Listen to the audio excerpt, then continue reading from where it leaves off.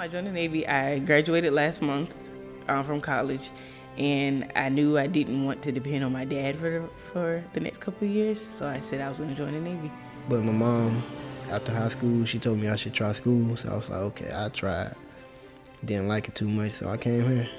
And then I was like, okay, I can make a better life for myself in the military. A lot of it was because I wanted to travel, and just my parents gave me a little nudge too. They was ready for me to go.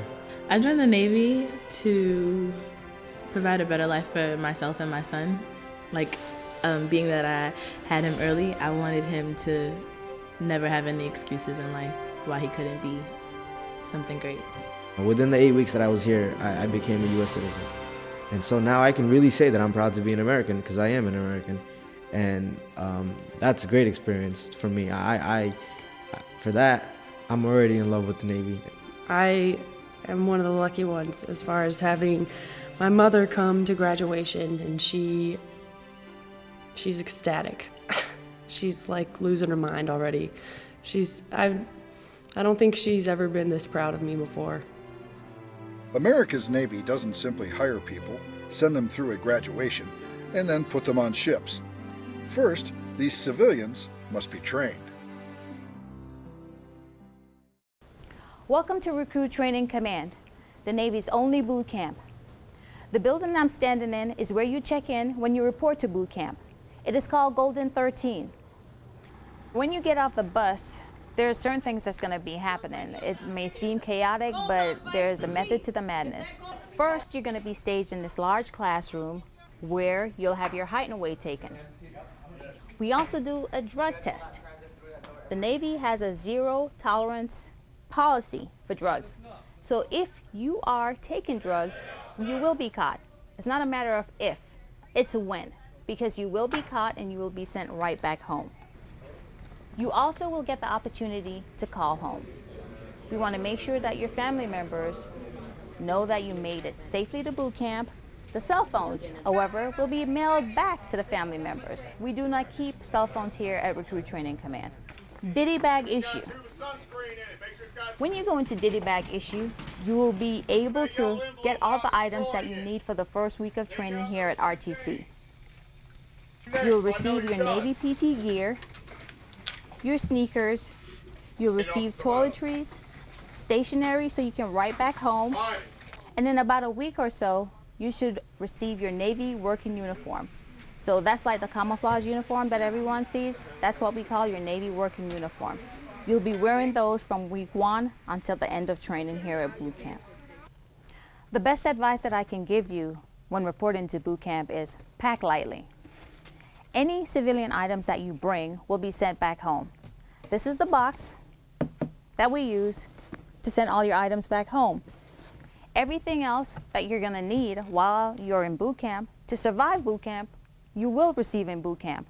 The red rope on Chief Lawrence's left shoulder identifies her as a Recruit Division Commander, or RDC. The RDCs pick up recruits the morning after night of arrival and introduce themselves by immediately taking recruits to the barber shop for haircuts. After haircuts, the recruits are given a final chance to bring up any past situations in their civilian lives that could come back to present a challenge in their new career. This last chance is referred to as the moment of truth. The moment of truth takes place within the first 24 hours of being received through RTCM processing.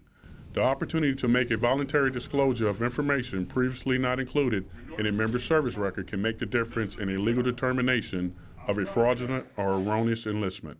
For recruits, meeting their RDCs is the beginning of a relationship that will last for the next 8 weeks. When you first meet your recruits, you have to let them know that you're in charge. And a lot of times that means that you have to yell at them. You have to let them know that, hey, you're going to discipline them and they're going to follow your instructions or they're not going to make it here. When we first get our recruits, the first thing we need to do is obviously get their attention. In the Navy, it's a stressful environment, and you don't always have time to stop and explain why I need an individual to do what he needs to do. So the yelling gets them used to being in a stressful environment. It gets their attention, obviously, but it brings their focus on where they need to be. Like, they don't know what's going to happen the very next minute, because there's so much pressure put on them as soon as they get here to see if they're going to crack under the pressure. But it's not meant to break you, it's meant to make you stronger. Boot camp is designed to be stressful. Everything we do here is for a reason. And everything that we yell at a recruit for is for a reason. Everything that we emphasize is for a reason. So nothing that we ever say to you is ever personal. Once the divisions are formed, recruits move into their permanent barracks, referred to as ships, to begin their training.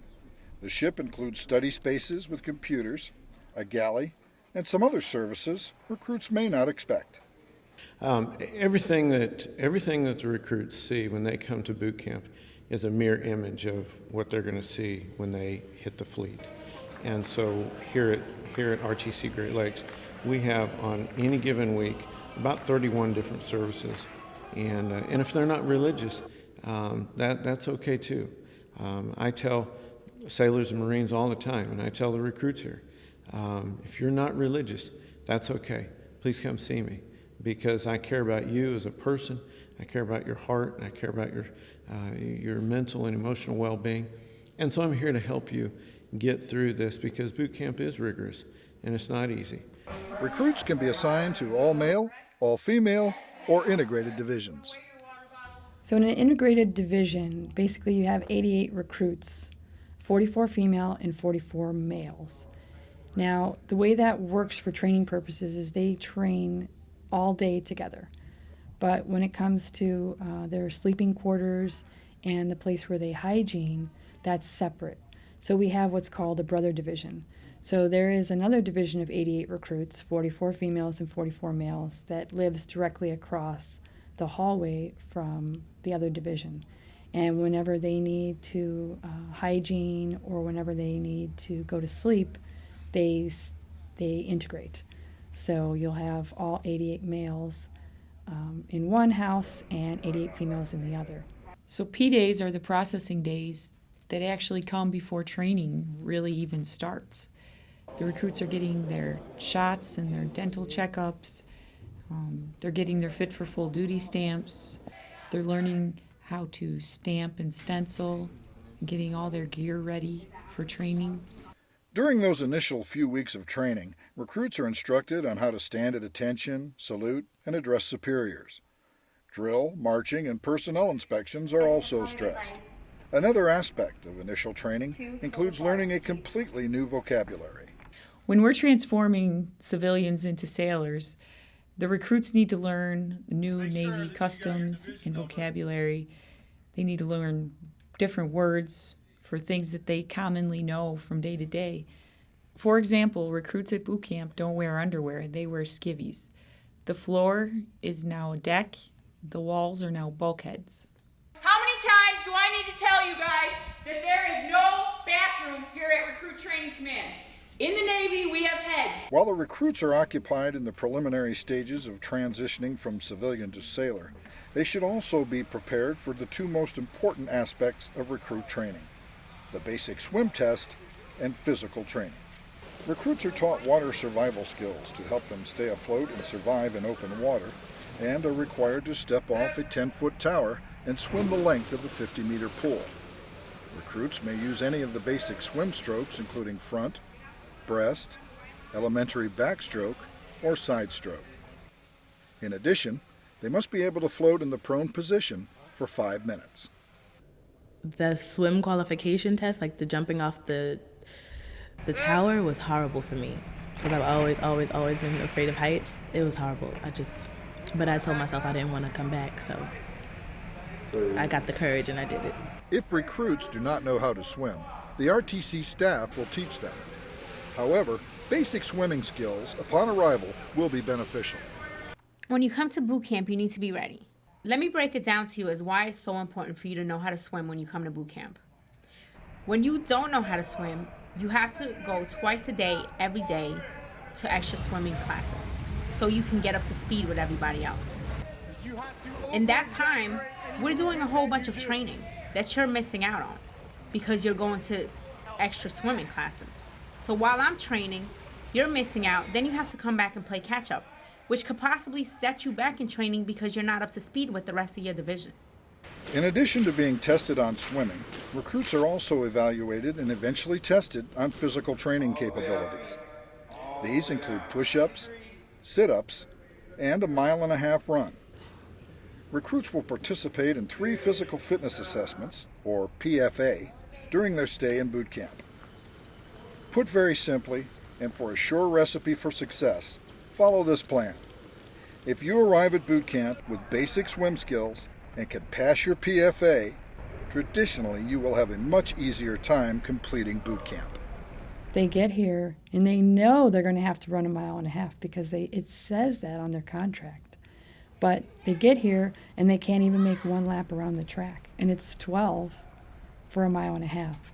So really the thing to do if you're joining the Navy is to get in the pool, get familiar with the water, be able to pass a basic swim test, and be able to run 1.5 miles and do sit-ups and push-ups. It's really not that hard if you practice. It's going to be really hard if you come here and have never even tried. Navy physical training is stressed not only through each stage of boot camp, but throughout your entire Navy career. Navy PFA standards for male and female recruits in different age groups are available at all Navy recruiting offices and are also posted on the Recruit Training Command website at www.bootcamp.navy.mil. As training moves on, as a recruit you are constantly reminded about attention to detail.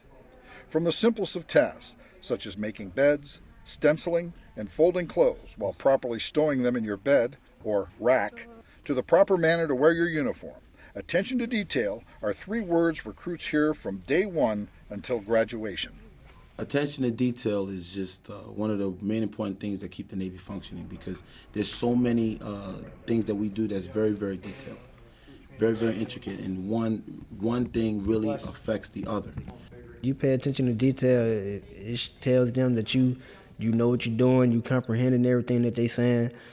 You actually have a better understanding than you actually thought. Like, so when you go out into the fleet, you won't get yourself hurt or anybody else hurt or possibly killed out there. By choosing to join the U.S. Navy, a recruit embarks not only on a job, but a new lifestyle. Because of these changes, you can expect challenges. These challenges come not only from the physical side, but the mental aspects of boot camp also provide struggles. I think the main reason recruits drop out of training is basically due to the fact that they've never really been away from home and they're missing their family. This is probably their first job. So they've never had a job, they've never had anybody telling them what to do. So the combination of those things, especially if they're parents and they have kids at home or spouses that they left behind, when you take all those things and you combine them, you get a really stressed out young person and they have people yelling at them, and that combination is not good and they just want to quit.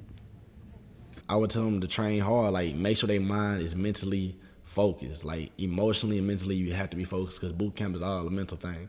You can't let your emotions get too touched in this, because if your emotions are too soft, you're not going to last in boot camp because it's meant to be stressful. It is important for recruits to remember that enlisting in the Navy is a significant lifestyle change. It takes time to adjust to the new environment. In general, recruits adjust to the rigors of boot camp within 7 to 10 days, but each recruit is different. There are, however, some trials and tribulations among recruits that are similar. Common adjustment issues for recruits when they arrive at boot camp include poor sleep, change in appetite, also having feelings of homesickness, and understanding that you're being asked to become a team and with people who you don't know, but eventually you will form to be a team. You will also probably experience feelings of second-guessing your decision to enlist. These are perfectly normal and healthy feelings, and just acknowledging the fact that you are homesick and experiencing that can help alleviate any fears or anxiety that you may have. There may still be situations that test a recruit's resolve. This is where the RDCs step in and become more like mentors and teachers, reminding recruits to stay focused even in the hardest of times. So I walked in the office my second weekend. I talked to petty officer about, I had a homeboy that died while I was up. I had got a phone call, my first phone call I had. I found out one of my friends got shot. One of the dudes who was in the little crew that we hung out with, he was on the wrong side of town, he got killed. So it hit me hard to the point to where I kind of shed some tears. It hurt because I'm here, and a part of me felt like if I'd have been home, it wouldn't have happened. I think a lot of times the recruits don't understand that we're people too, that we have feelings. We come from hoods, we come from rich areas, we come from actually all of the same places they come from. So I think that when they talk to us sometimes, they may think that we don't understand, and that's the thing that's the exact opposite. I totally understand. I understood where he was coming from. I understood that the problems and the tribulations that he was going through, because some of those things were my own. When I told the petty officer told me if I'd have been home, I could have been dead too. So therefore, I took that when he said that, I was like, you know what, you're right. So I thought about it. He talked to me. He said, I got to be the one that makes a difference for the hood. I got to be the one that shows no matter what you go through in life, you can make a difference. Recruits begin to notice after the first few weeks of training that the climate begins to change. And when you really see the light bulbs come on them, it's kind of neat, because you go more in from you having to discipline them all the time to it's easier to correct the deficiencies. And instead of large group corrections, it's more you're just picking out the small groups that need to get fixed. During the 4th week of training, recruits actually leave the ship and receive hands-on training in small arms, firefighting, and ship and line handling exercises. While we were training for small arms, for me, it was the first time that I've actually really, practiced, with the positioning of the weapon. And what was good about it was that the RDCs were able to help me with my grip and, getting to the different positions. If we had any questions, they were able to answer it. Firefighting was cool because that was my first time actually having to fight a fire like that. You had the teams, and everything pretty much was teamwork. And as long as everything in boot camp has been teamwork, and firefighting, that's when most of that came in at too. And the Marlin spike was really cool. I like the handling the lines. It was a little nerve-wracking, because you're being put on the spot, right up there. You're tested right away. While training becomes more hands-on and exciting for recruits, the physical aspects of training continue, including the second of the 3 PFAs. Finally, recruits find themselves progressing rapidly towards their final overall evaluation, known as battle stations. Battle stations is an intense 12-hour exercise involving 17 different shipboard scenarios. Battle stations is the ultimate test of what they have learned over the course of their training and evaluates not only their knowledge and capabilities, but their ability to function as a team. You hear little brief things like watching YouTube videos and all that stuff, like what it's like, when truly the YouTube's videos don't show you half of it. It's stressful, but quite a bit of excitement with it. You don't know what's going to happen next. Everything that you learn throughout boot camp, you pretty much get to use during battle stations. When we got to battle stations, I think that all the little things that we learned in boot camp really came into play, and the key thing that came into play was the attention to detail. I think the most important thing of all of this that we did was the idea of teamwork. You have to have teamwork. You can never, if you're gonna become a sailor in the future, if you have an ambition to be a sailor, you gotta let go of that ego, and you have to learn to work as a team. Once the arduous night of battle stations is successfully completed by recruits, they are formally welcomed into the Navy the following morning. Physically exhausted after their grueling night, recruits trade in their recruit ball caps for new Navy ball caps. This capping ceremony is often emotional, as the recruits realize that after 8 weeks of hard work, they have successfully completed boot camp. You can finally call yourself a sailor, and when they play that video and when you say that, Sailor's Creed, it made me want to cry, but I didn't cry. Boot camp was really hard for me. I was really homesick. I've never been in a situation like this. I've never gotten told what to do, where to go, how you're supposed to look. And that capping ceremony was just like the symbol that everything was done. We finished, we did it. Like, that's the biggest accomplishment, is be able to put that cap on and say, hey, I'm a sailor. The recruits are now officially sailors. Besides the building process, in which sailors are provided the opportunities to broaden their horizons, not only professionally, but personally, recruits also found some interesting life lessons which they may not have anticipated when training began. We do mentoring topics throughout the 8 weeks of training. And about halfway through, we have a topic about diversity, and we have another topic about teamwork. It's interesting to watch the recruits and the way they interact with each other, opposed from the way that they interacted with each other initially. We start asking them about, where they're from and if they have people coming from overseas for graduation. And a lot of them, are coming from Africa and all these different countries, and they don't have anybody coming to graduation. And that is when they first learn that really the Navy's a family, and they all look and say, it's okay, you can come with my family on graduation day. And it is great to see the way that they just kind of embrace each other when they wouldn't even look at each other or speak to each other in the beginning. So it's an amazing progression. The Navy is a melting pot. It's a one diverse area, and you pack a whole bunch of people from a whole bunch of different countries and cities and states, and you pack them into one area. The Navy is not about black and white or colored. It's a group of people that actually say, you know what, I care about you because you're a sailor. And because you're a sailor, now you are like my brother, or now you're my sister. And they merge them together, and you get like this amazing thing where you find people that are like totally two different areas, and now they're like the best of friends, So it's a good thing. I like it. When I talk to recruits about diversity, I tell them about myself. Because I wasn't born in the United States, I was born in Colombia. So therefore, I'm a naturalized citizen. Diversity is what makes this Navy so great, because we have so many things to offer. We have so many things to bring to the table. Everyone can bring something to the table from their different backgrounds, from their cultures, from where they grew up, their ideas, everything.